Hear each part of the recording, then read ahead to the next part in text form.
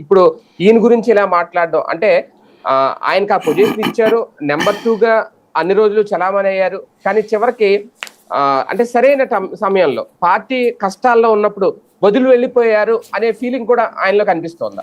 ఇప్పుడు ఆ లెక్కనైతే కష్టాల్లో ఉన్నప్పుడే కదా ఆయన తోడు నిలబడింది కూడా. ఇప్పుడు అంతకుముందు మొదటి జైలుకి వెళ్ళినప్పుడు జైలుకి వెళ్ళినప్పుడు అంతకుముందు ఫస్ట్ ట్రిప్ ఓడిపోయినప్పుడు కూడా తోడు నిలబడ్డారు కదా. బేసిక్గా ఏంటంటే విజయసాయి రెడ్డికి పవర్ అలవాట్లేదు, రాజకీయం అలవాట్లేదు. రాజకీయం ఒకసారి అలవాటు అయిన తర్వాత ఆయన కూడా రాజకీయం నేర్చుకున్నారు. ఏంటంటే ఇప్పుడు ఆయన వయసు రీత్యా చూస్తే వాళ్ళు వెళ్ళి జైల్లో కూర్చునే ఓపిక లేదు. అట్ ద సేమ్ టైం ప్రధానమంత్రి హోంమంత్రులతోనే నాకు సంబంధాలు ఉన్నప్పుడు ఆఫ్టర్ ఆల్ ఇట్లాంటి వ్యవహారాల్లో నేను వెళ్ళాలా అనుకున్నాడు. లేకపోతే మొదటంతా విజయసాయి రెడ్డి పేరు ప్రస్తావించిన వాళ్ళు ఎందుకు కేసు పెట్టలా? మేబీ విజయసాయి రెడ్డిని మోడీ, నరేంద్ర మోడీను అమిత్ షాలే కాపాడు ఉండొచ్చు. మేబీ వాళ్ళ పేరు చెప్తేనే లేదా వాళ్ళ వైపు నుంచినే ఆపుండొచ్చు ఆయన అరెస్ట్ని.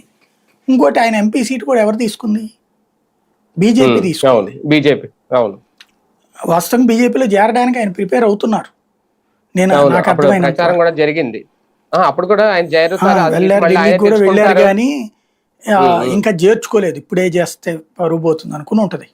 ఫ్యూచర్ లో చేరొచ్చును కూడా. 3.5 ఏళ్ళు ఉండగా తీసుకుంది. ఇక్కడ నిన్న జగన్ బీజేపీని తిట్టలేకపోయాడు, చంద్రబాబు గమ్ముపోయాడు. తెలుగుదేశం ఇదే బాబు కూటమికి అన్నాడు. బాబు కూటమికి అంటే బీజేపీని అనలేక ఇది అక్కడ జరుగుతుంది.